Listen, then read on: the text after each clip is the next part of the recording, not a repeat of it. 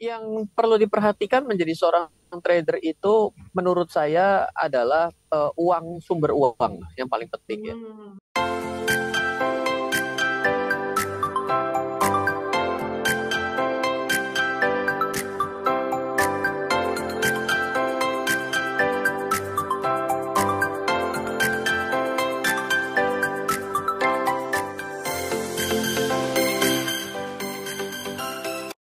Baik sekali, selamat sore Mbak Tasya, selamat sore kepada seluruh smart listener dimanapun Anda berada.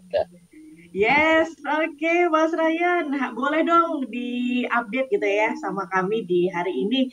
Keadaan market tuh seperti apa sih? Apalagi kalau misalnya ini udah ngomong menghitung hari nih, udah di 28. Apa yang harus dicermati oleh para trader gitu ya, ataupun investor di hari ini? Silakan Mas Ryan. Jadi pertama ya, kalau melihat pergerakan market ya dengan penutupan pada hari ini di Indonesia sih sepertinya santanya sudah benar-benar gak datang lah boleh dibilang karena kita dalam posisi yang cukup rendah pada level 6.850 dan secara satu tahun sebenarnya kita tidak bergerak naik dan turun, kita berada di tengah-tengah lah karena level tertinggi kita satu tahun di 7.318 dan di level rendahnya adalah 6.529 dengan harga 6.850, mungkin ada sekiranya tengah-tengah menuju ke lebih rendah dari setengah gitu ya, separuh ya. Dan sebenarnya hal yang kita cermati kalau dari saya melihat dari pergerakan di market Amerika pada perdagangan kemarin juga saham-saham kembali berguguran.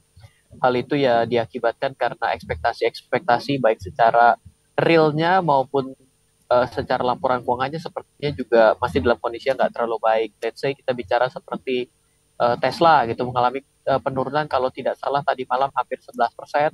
Hal itu juga diakibatkan karena pabrik yang ada di Cina ditutup ya. Lalu ada juga dari Apple pencapaian target penjualannya belum tercapai dengan baik.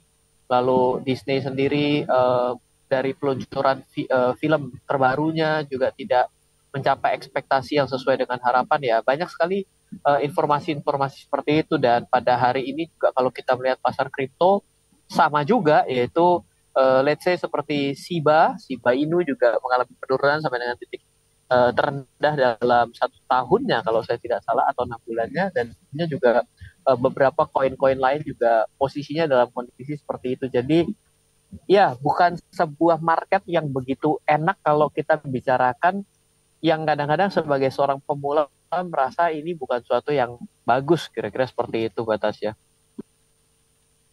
Baik, kalau di market Indonesia sendiri gimana Mas Ryan?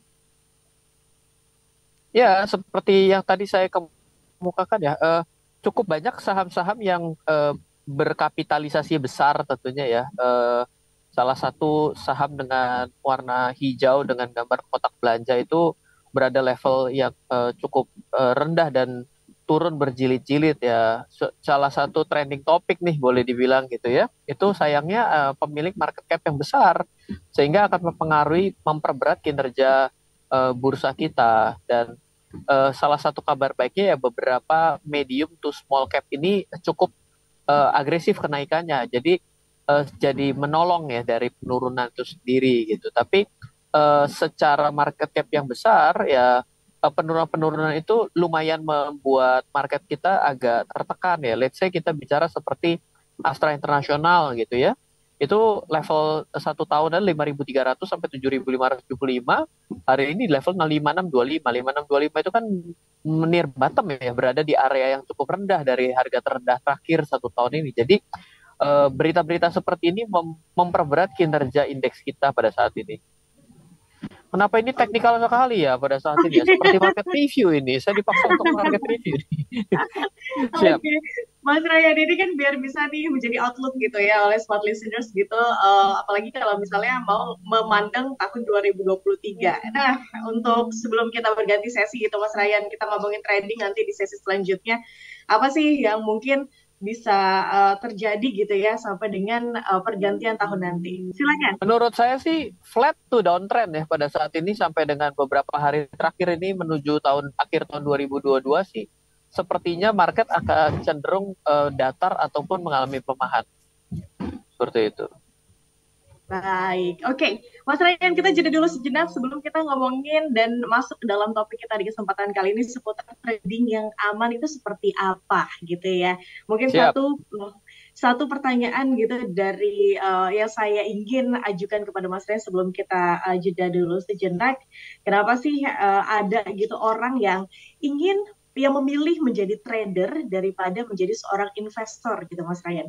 Mungkin boleh diberikan kepada kami insight-nya atau mungkin sisi lain gitu ya, mindset yang mungkin dipakai oleh orang-orang tertentu ini yang memilih untuk menjadi trader daripada investor begitu. Kita jeda dulu sejenak ya Mas Ryan. Siap, siap. Oke. Nah, Mas Ryan, mungkin Siap. di sesi sebelumnya, di minggu sebelumnya gitu ya, kita sudah membahas nih seputar trading. Tapi boleh dong diingatkan kembali gitu, smart listeners, sebenarnya mindset dari seorang trader itu seperti apa sih? Dan pasti ini kan ada perbedaannya dengan investing. Nah, boleh dong Mas Ryan Iya, dijabarkan kembali. Silakan. ini kembali ke kata-kata dasarnya ya, Mbak. Kalau kita bicara bahwa trading itu adalah berdagang, maka sebenarnya yang namanya berdagang itu ya sudah kita lakukan pada banyak hal ya. Ketika kita melakukan beli dan jual pada sesuatu, baik barang dan jasa, dengan mengharapkan yang namanya keuntungan selisih antara harga beli dan harga jual kita, maka itu adalah konsep berdagang. Sebenarnya konsep dasar dari dagang itu ada kata kunci kedua yang disebut adalah perputaran uang cepat. Jadi pada poin itulah yang membedakan dari yang namanya investasi, di mana investasi itu adalah fokus kepada pertumbuhan akan uang, di mana kita itu pasif untuk melakukan. Kalau yang namanya orang berdagang itu kan adalah satu kegiatannya aktif ya, aktif menawarkan, aktif memonitor, aktif mengikuti tren, aktif melakukan keputusan ya. Nah, poin-poin seperti itu tidak kita dapatkan dalam kita berinvestasi. Karena investasi itu fokusnya adalah dua. Satu adalah betul atas kenaikan atas barang yang kita miliki, tapi biasanya di konterbalik dengan waktu, karena semakin panjangnya waktu kita memiliki barang tersebut, maka harganya akan cenderung mengalami kenaikan. Yang kedua, selain harga yang naik, juga yang diperhatikan adalah uh, ketika kita tidur uangnya bisa datang ke kita. Maka namanya adalah rental fee atau yield seperti itu atau bunga. Nah, cara aspek pemikiran dua kubu ini memang menjadi sesuatu yang berbeda. Contoh, sebagai seorang investor, dia itu beli kios. Kiosnya dibeli, ya kan? Hari ini berapa nilainya disewakan. Nah, yang menyewa siapa? Yang nyewa adalah yang mau menggunakan kios tersebut untuk berdagang. Kenapa dia menyewa kios? Karena tempatnya rame, karena strategis, cocok dengan barang dagangan dia. Dia dagang. Uang yang dia dapat dari jual beli barang di kios tersebut dirasakan oleh investor dengan menerima sewa dari kios bulanan tersebut. Yes. Jadi dua belah pihak ini sebenarnya mutual benefit. Kita bisa bilang gini, loh yang punya kios kok enak ya? Enggak ngapa-ngapain dapat duit. Iya, karena dia investor. Dia pasif. Tapi kalau ditanyakan, kios itu ramai sekali ya, sampai transaksi per hari 10-20 miliar. Berarti dia dapat uangnya banyak. Iya, karena perputaran uangnya besar. Jadi karena semakin aktif ya, potensi untungnya akan semakin besar. Pasif tentunya nggak akan bisa lebih daripada yang aktif. Ya kan? Bagaimana cara si pasif ini bisa mendapatkan uang sebanyak yang aktif? Kata kuncinya adalah mengakumulasi banyaknya aset. Kiosmu cuma satu, punya dong kiosnya satu lantai. Lebih mantep tuh. Semua orang sewa ke dia, dia berubah namanya jadi landlord kan. Jadi poin-poin seperti itu adalah poin yang berbeda, nggak bisa sama. Makanya kalau dua belah pihak ini sangat sulit dipahami ketika menjadi seorang pedagang saham atau pelaku pasar pada pasar modal. Ini kurang bisa memandang karena barangnya itu benar-benar hanya saham. Kita tidak bisa melihat dengan jelas untuk poin yang mana investor, yang mana trader. Dan itu kadang-kadang jadi perdebatan di pasar. Sebenarnya tidak perlu diperdebatkan, itu karena yang berdebat kurang paham aja perbedaan dua-duanya. Oke, berarti nggak sesimpel dari jangka waktu ya Mas Ryan ya? Hmm. Inti dasarnya yang satu adalah fokusnya pada perputaran uang gitu. Jadi kalau namanya trading itu bisa saja jual beli saham terjadi dalam satu hari itu 5 kali. Beli saham A pagi, lewat 5 menit dijual lagi saham A, beli Hmm. lagi saham A di jam 10, jual lagi jam 10 lewat 10.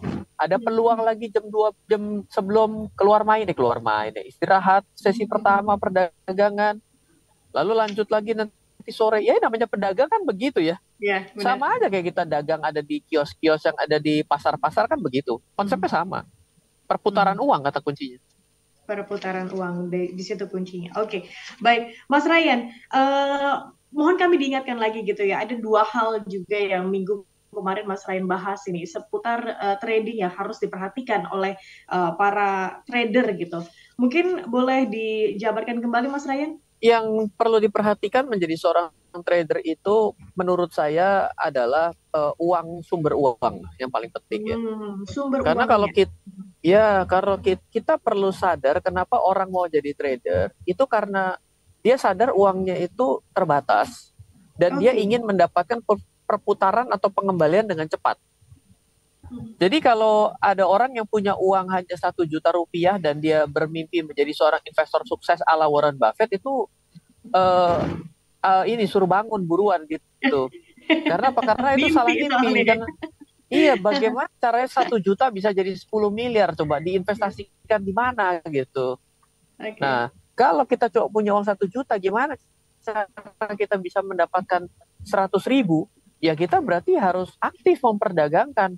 Beli, jual, beli, jual. Jadi adalah satu kondisi bahwa dengan uang yang kecil, akibat perputaran uang yang cepat, kita mendapatkan potensi keuntungan, ingat, karena yang namanya untung bisa rugi. Potensi keuntungan membuat kita jadi bisa mencapai satu nominal yang besar. Loh kok bisa besar? Iya dong. 1 juta dapat 100 ribu tuh 10% loh. Coba cari bank mana yang mau kasih bunga tabungan 10%. Nggak ada. Yang namanya menabung saving itu kan adalah konsep investasi tapi yang paling aman sekali, yang mana tidak, karena saking amannya tidak bisa disebut investasi tapi namanya jadi saving kan. Saving ya. Gitu. Nah, mana ada yang 10%? 10% mas tahun aja nggak ada gitu kan. Ini bisa dapat 10% sebulan. Nah, beda kan. Dari mana dapatnya? Didagang gitu. Nah, makanya suka salah tuh kalau ada orang yang kalau pemula gini nanyanya, Ryan, kalau saya beli saham A, bisa nggak lebih bagus dari bisnis saya? Ya nggak bisa. Oke. Kenapa? Satu, saya nggak tahu bisnisnya apa kalau dia bisnis narkoba. Iya dong, itu kan returnnya gede sekali. Kenapa kan? Resikonya gede, betul nggak? Benar. Ya, yang kedua adalah, loh, bisnis kok dilawan sama yang namanya simpan saham. Nggak nanya sama tukang emas waktu beli, emas ini kalau saya beli, bisa lebih bagus nggak hasilnya daripada bisnis saya? Coba tanya begitu. Paling itu dijiret sama rantai emas yang tebel itu loh, yang kayak ibu-ibu PKK kalau lagi mau warisan kan pakai rantai emas yang gede, udah buat nyekek yang beli itu. Dulu kamu nggak ngerti, kamu jangan beli emas lah, kamu beli tali raki aja deh. Gitu loh. Kenapa? Karena pertanyaan itu nggak lazim ditanyakan, tapi kita tanyakan ketika kita mau melakukan investasi saham lah ya, akhirnya jadi bulat sendiri. Baik, Mas Ryan, berarti kalau misalnya dikatakan demikian, benar nggak statement bahwa oke, modal saya kecil, berarti lebih tepat saya untuk menjadi trader ya Mas Ryan daripada saya jadi investor gitu kan? Karena kan modal saya kecil nih, saya bisa mendapatkan return yang tentu saja lebih besar gitu daripada saya investing, saya menunggu atau ya by the time gitu kan? Ini benar nggak mindset seperti itu? Iya, sebagian bisa kita jawab benar. Tapi sebagian lagi gini, nggak perlu fokus mendagangkan uang Anda. Kalau memang ternyata tidak hobi dagang, tidak hobi jualan, kayak Ryan ini yang tidak terlalu suka jualan barang, apalagi ditolak barang jualannya. Meskipun kalau trading saham tidak bisa ditolak gitu ya. Tapi kalau ternyata tidak punya waktu, ternyata jantungnya tidak cukup kuat, ya berarti Anda memang cocoknya jadi investor loh.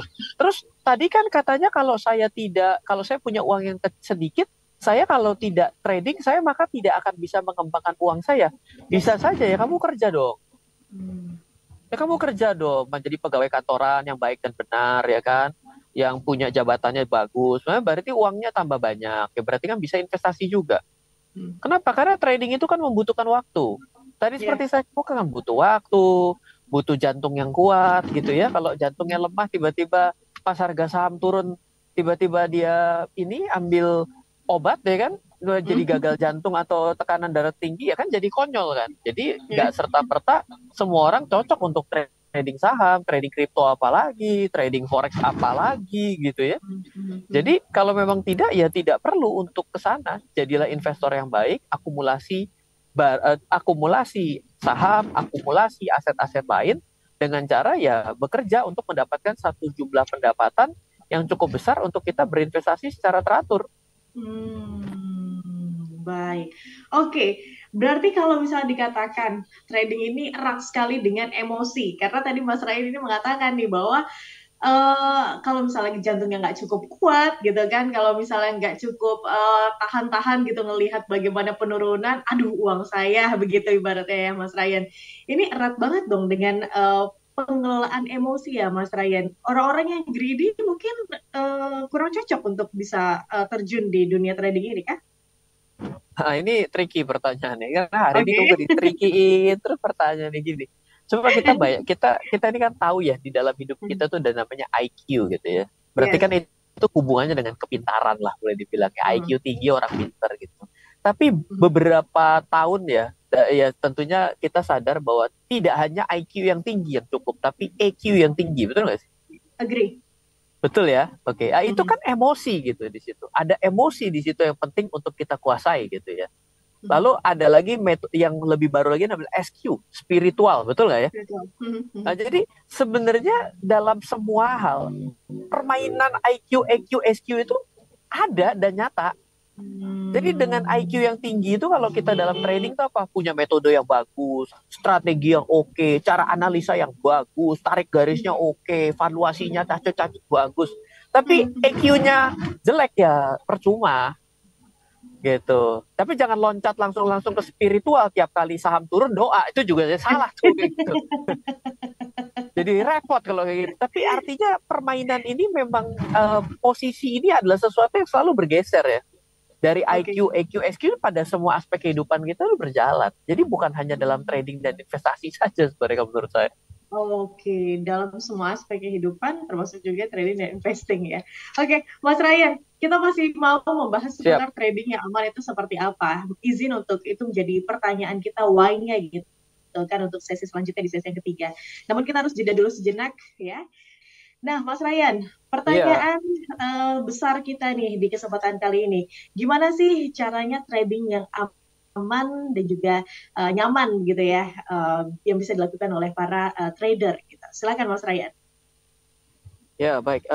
Mungkin poinnya agak sedikit beda kita bawakan dari yang lalu biar kita bisa belajar lebih jauh ya. Jadi kalau Ya. misalnya ada smart listeners yang ingin mendapatkan poin-poin sebelumnya, bisa coba cek pada siaran minggu lalu. Tapi di minggu ini saya akan coba bawakan begini. Banyak loh orang yang melakukan trading ataupun melakukan sesuatu pada instrumen keuangan, dia itu sebenarnya tidak paham apa yang dia beli. Jadi dia tidak tahu yang namanya saham itu, transaksi saham itu apa sih. Lalu dia menyamaratakan yang namanya trading saham dengan trading forex. Dan dia Oke. samakan juga dengan trading kripto. Saking tidak bisa membedakannya, dia juga tidak bisa membedakan trading forex dengan melakukan transaksi tebak-tebakan pada binary option yang belakangan lalu pernah rame. Jadi Yes. banyak orang yang tidak bisa membedakan ini tuh apa. Karena apa? Sama-sama dipencet melalui aplikasi, sama-sama katanya tertulis profit, sama-sama bisa bisa loss, ya, sama-sama pakai grafik, nggak bisa tahu bedanya apa. Padahal itu sangat jauh berbeda. Misalnya yang contohnya ya, yang sama-sama memiliki fisik tapi berbeda. Contoh, trading saham sama trading di kripto. Ini beda. Kalau saham adalah kepemilikan pada sebuah perusahaan, karena naik dan turun kita melakukan beli dan jual secara cepat. Jadi kita ini Yes. seperti orang yang tidak peduli perusahaannya apa, tapi yang penting perusahaan ini lagi ada kinerja yang bagus, ada anggapan yang bagus dengan berbagai macam alasan, kita beli dan lalu kita jual lagi. Tapi kalau kita trading kripto itu berarti sebenarnya kita seperti jual beli koin, Mhm. tapi bentuknya adalah koin yang tidak ada fisiknya, Mhm. tapi bukan artinya tidak ada barangnya. Loh, tidak ada fisiknya apa tidak ada barangnya, emang bedanya apa? Iya, betul. Karena fisik tidak dihadirkan itu bukan artinya barang ini adalah barang fiktif. Banyak yang tidak menyadari hal itu. Karena apa? Karena pada saat ini yang tidak ada fisiknya itu tetap saja memiliki nilai. Contoh, ayo aja sekarang barang siapa yang merasa bahwa yang sesuatu yang tidak ada fisiknya, tidak ada nilai, silahkan kirimkan username dan password akun Instagram Anda. Hmm. Ah, coba. Oh, nggak bisa, Pak. Itu nanti follower saya yang puluhan juta, apa kabar? Lah, berarti Nah, ada nilainya tuh. Betul ya. Nah, benar, poin benar. itu tidak tertangkap dengan baik. Mhm. Sehingga nanti masalah ini tidak akan pernah muncul kalau tidak terjadi kejadian yang di luar harapan kita. Oh. Misalnya kita untung, itu harapan. Sudah pasti semua orang kepingin. Tapi once Mhm. rugi, once ada masalah, satu dengan yang lain tuh treatmentnya beda loh. Mhm. Contoh, floating loss pada forex dengan floating loss pada saham. Mhm. Sama apa beda? Oh, beda. Kalau ada yang bilang sama, oh itu salah. Mhm. Kenapa? Karena membuka satu posisi saja pada trading forex atau membeli emas, spot emas pada derivatif, itu artinya adalah kita sedang quote unquote menjaminkan seluruh akun kita. Mhm. Jadi artinya ketika posisi itu terus menjadi buruk, kalau di saham gitu ya, ketika kita di saham itu ketika kita memiliki uang 1 juta, kita membeli satu saham harganya adalah 300.000. Oke. Mhm. Ketika kita beli saham 300.000 dan ternyata harga saham itu mengalami penurunan 50%, ya, ya Mhm. sudah, ya floating loss kita 150.000, that's it. Ya. Uang kita yang 700.000 ya stay pada akun kita dan kita bisa Mhm. belikan saham yang lain. Mhm.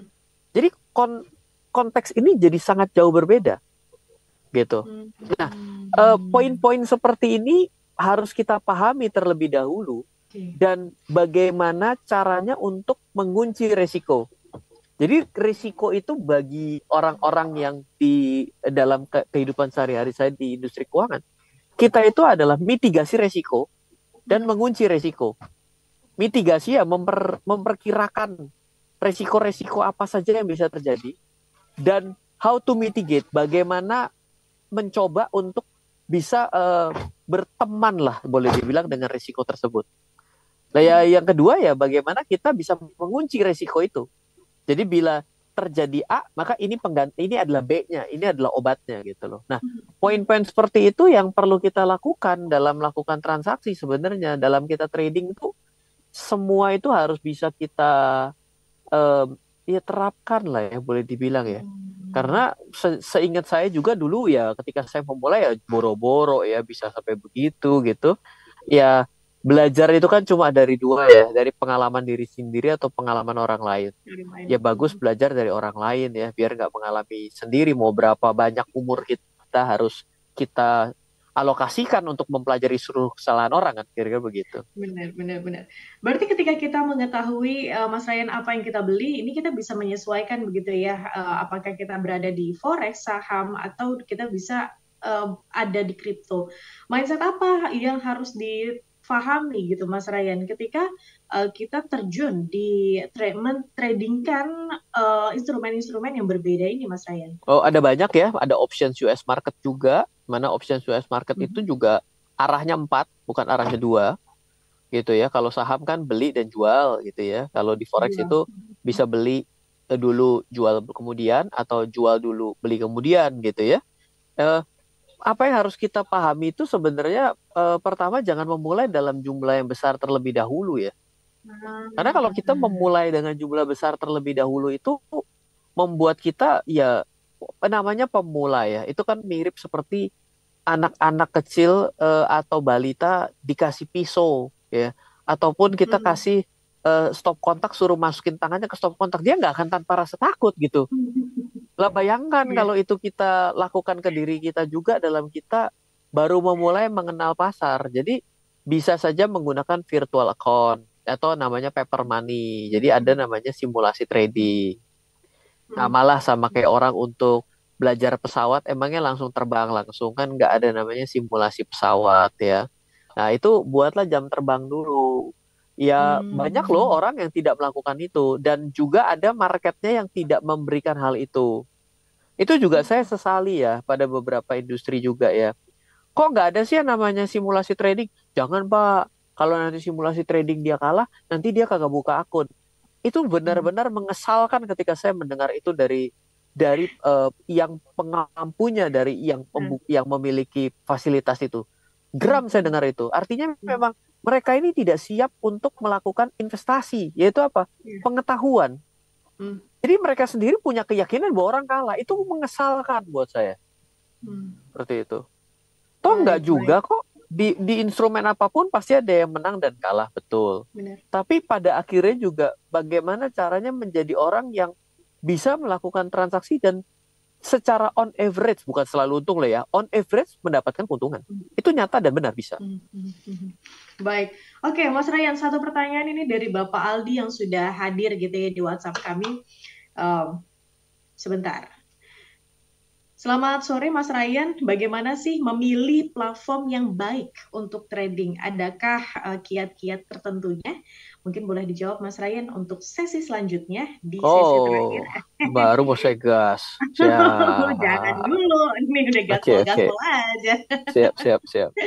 Satu sesi terakhir, Smart Listeners, Anda masih bersama kami dalam Smart Market Insight di sore menuju malam hari ini. Masih bersama dengan Mas Ryan Filbert. Di sesi sebelumnya sudah diberikan ini spoiler sedikit pertanyaan dari Smart Listeners yang sudah bergabung bersama dengan kami, Bapak Aldi di Jakarta.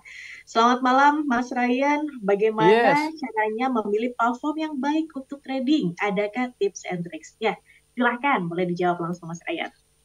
Oke, versi saya ya. Yang pertama itu saya itu saya orang yang nggak biasa membaca review ya. Saya lebih suka yang namanya test drive gitu. Hmm. Jadi pertama yang saya lakukan itu mencoba aplikasi tersebut. Apakah fitur-fiturnya karena saya tahu ya apa yang saya mau ya. Misal saya Hmm. maunya adalah yang grafiknya bagus Hmm. ya. Maka saya akan cari yang mendukung untuk grafik-grafik dan juga tools yang saya butuhkan. Hmm. Apakah ada fitur-fitur tambahan yang membuat saya menjadi lebih nyaman bertransaksi? Misalnya market notification, market alert, lalu adalah pending transaction, lalu ada mungkin fitur pembelian berkala bulanan, ataupun ada sebuah fitur lain, misalnya saya bisa mendownload harganya itu bisa saya olah di Excel, ataupun kita menggunakan, misal kita pengguna Mac OS gitu, ternyata tidak memiliki aplikasi untuk Mac, tapi hari ini sih udah bukan halangan karena ada web base, tapi apakah benar mereka menyediakan akses melalui aplikasi berbasis web base, kita juga nggak tahu. Ya. Lalu bagaimana kemudahan tarik dan transfernya, Hmm. lalu juga fee-nya berapa, karena satu dengan yang lain fee-nya beda. Tapi ingat ya, hati-hati. Kalau fee terlalu murah dibandingkan seluruh pesaingan, ini pertanyaan besar. Hmm. Gitu. Jadi jangan terlalu senang dulu kalau fee-nya terlalu murah. Gitu. Karena bisa Hmm. jadi ada udang di balik bakwan, kerupuk, ya kan, tauco, ya kan, tempe, nggak tahu Enak di itu mana. kalau dimakan. Jadi itu harus kita jangan terbuai dengan fee murah lah kalau dari saya Hmm. ya. Lebih kepada fitur gitu. Kenapa? Karena anggap ini membeli kendaraan gitu. Artinya yang enak kan nih yang fiturnya ini. Karena pada akhirnya kenyamanan berkendara itu adalah karena fasilitas ya dan juga seluruh fitur itu. Hmm. Gitu jawaban dari saya ya. Baik, berarti harus tahu dulu ya wants and needs-nya ya Mas Ryan ya. Loh Tergantung ya dari tiap gimana orang. kita itu Iya. bisa dapat sesuatu yang sesuai harapan orang kita nggak tahu maunya apa. Bingung. Itu basic, tapi kadang-kadang kita suka lupa gitu kan. Based on Iya, review aja gitu kan. nggak Oh, bisa, reviewnya bagus. nggak Oh, bisa. reviewnya oke. Atau dapat testimoni dari teman. Nah, itu kan hal yang common tuh Mas Ryan. Iya bisa begitu temen lumayan ya karena bisa dua arah ya pertanyaan dan validasinya bener real ya. Tapi kalau yang namanya review ada di mana-mana hari ini ya berapa berapa kita nggak tahu bahwa review itu bisa dibayar sih ya. Nah, Iya kan artinya kan benar-benar. gitu-gituan. Aduh ya sudah lah ya dunia online kan kita udah tahu ya.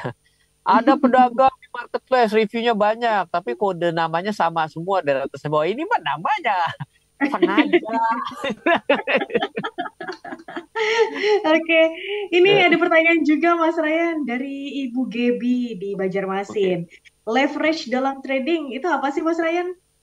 Ya, jadi gini, dua konteks ya. Kalau leverage dalam market derivatif forex sama leverage pada saham itu agak beda. Hmm. Artinya kalau leverage itu intinya adalah daya ungkit. Daya Kemampuan ungkit. kita, kemampuan kita satu, dengan akibat daya ungkit kita jadi mampu mengangkat empat atau mengangkat lima.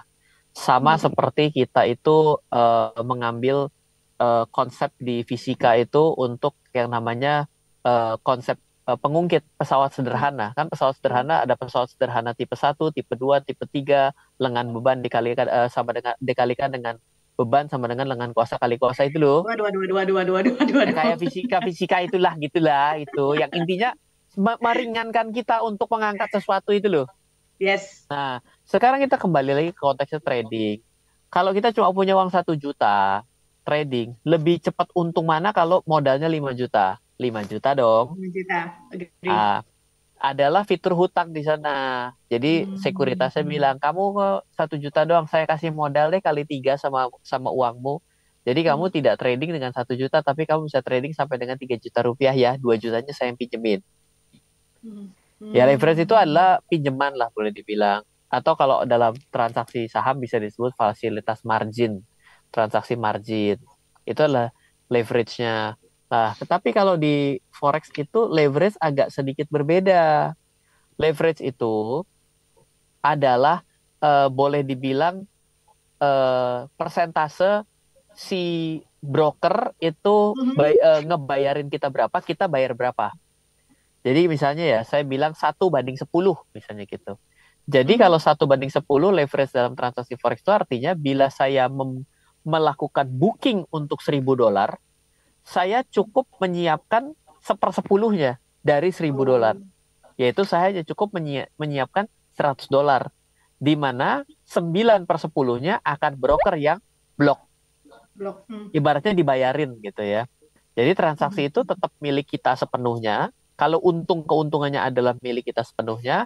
Kalau rugi adalah rugi milik kita sepenuhnya. Tapi transaksi itu sepersepuluhnya doang yang kita siapkan di awal. Mirip Hmm. sama orang kalau kita logika itu sama seperti kita misalnya beli emas ya di toko emas. Tapi Mhm. kita tidak bawa pulang emasnya. Ya ini Ah, harga emasnya berapa? 10 juta ya deh. Saya bayarin DP-nya dulu ya 10% ya. Oke, Masnya dipegang aja toko emas, nggak apa-apa sebagai bukti bahwa itu memang komitmen saya. Saya nggak bawa pulang emasnya. Saya keluarnya cuma 1 juta. Tapi ketika harganya hmm. naik dari 10 juta menjadi 11 juta, berarti kan naik 1 juta ya. Ya, 1 jutanya itu boleh sepenuhnya menjadi keuntungan saya. Tapi oke. saya tidak perlu menyetorkan 10 juta uang saya. Saya cukup yang 1 juta itu sebagai tanda komitmen. Pak, mana ada transaksi begitu? Ada saja. Kamu aja nggak pernah ketemu transaksi dalam kehidupan sehari-hari begitu. Itu karena sudah terlalu percaya, lalu juga Hmm. sudah terlalu belum misalnya kejadian deh sekarang misalnya sama-sama nggak percaya. Saya bilang, ya udah saya DP dulu deh 10%. Belum saya bayar lunas, udah naik. Berarti Hmm. kan boleh aja dong. Ah nggak jadi deh, sorry deh, kita langsung jual aja. Kan tetap aja keuntungannya pure punya saya. Karena kan hak atas barang itu sebenarnya kan sudah hak saya dong Sudah. secara Hmm. 100%. Karena saya sudah Hmm. DP itu artinya kan komitmen. Hmm. Gitu. Sampai Bisa benar. bisa beranalogi seperti itu. Itu leverage yang terjadi pada transaksi derivatif gitu. Oke, terima kasih Ibu Gebi sudah bergabung bersama dengan kami.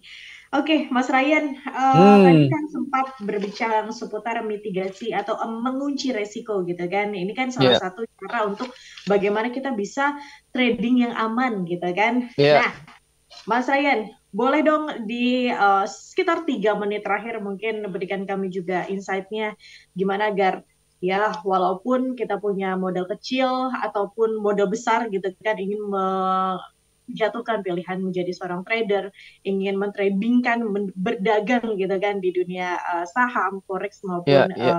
cryptocurrency, apa yang bisa di-highlight gitu? Silakan. Pertama ya, orang dagang tuh pasti perlu mengalokasikan waktu. Mhm. Ya, dan kalau orang dagang itu menurut saya setiap hari harus sekurang-kurangnya membuka barang dagangannya. Artinya dia harus keep in touch dengan market setiap hari.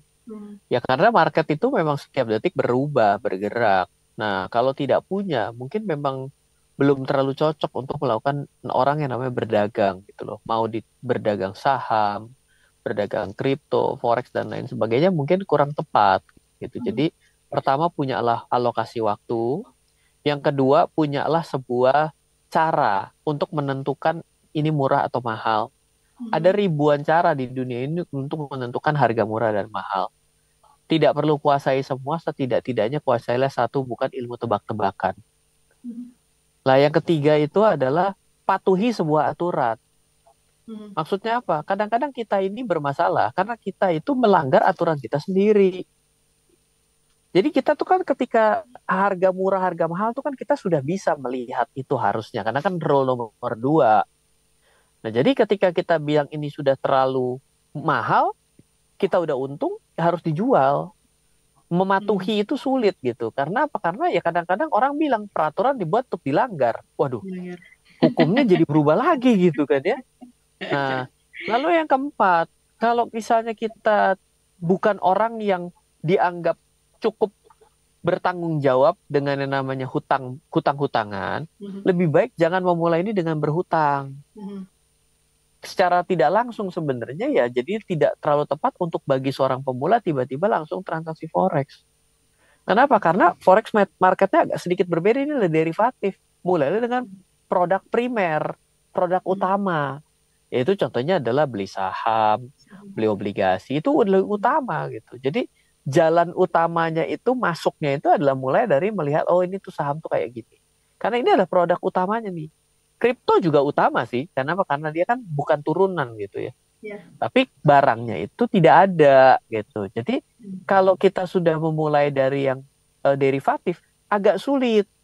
Kenapa? Karena itu sudah berlapis secara aturan, sudah lebih banyak aturannya gitu. Nah ya selanjutnya adalah lakukan yang namanya trading itu sebenarnya harus disatu padukan dengan kembali lagi dengan investasi. Kalau seumur hidup menjadi pedagang emang salah Ryan? Ya enggak juga sih. Tapi siapa sih yang mau seumur hidupnya tidak memiliki pendapatan pasif? Semua orang mau untuk memiliki pendapatan pasif, tapi kadang orang tidak tahu caranya. Berdagang saham itu ada kegiatan aktif, sama seperti kita bekerja. Tidak dagang, tidak untung. Jadi ketika kita sudah menjadi seorang pedagang, tetap kita harus berinvestasi. Ya nggak serta-merta trading saham harus investasi saham, boleh juga. Trading saham, investasinya properti ya suka-suka juga gitu. Tapi harus tetap memikirkan bahwa trading oke, tapi ya investasi harus punya portofolio investasi pada akhirnya. Seperti itu. Baik, 1, 2, 3, 4, 5 poin ya kurang lebih diberikan kepada Mas Ryan agar lanjut kita 10 lagi. Waduh, ntar dulu disimpan. Habis lewatin aja nih jam 8 lah, udah jam 8. Kita udah nyampe nih. Jangan dong. Karena kita udah harus tutup nih Mas Ryan. Sudah terbatas sekali waktunya gitu kan di kesempatan kali ini. Terima kasih sudah memberikan kami insight-nya dan sesuatu yang selalu baru gitu di setiap minggunya. Mas Ryan sehat-sehat selalu ya. Sama-sama. Halo, terima kasih sudah menyaksikan video di RF Channel on YouTube. RF Channel adalah channel edukasi untuk kita secara bersama-sama belajar dan mendapatkan aktualisasi mengenai investasi, keuangan, dan bisnis bersama saya, Ryan Filbert, dan tim.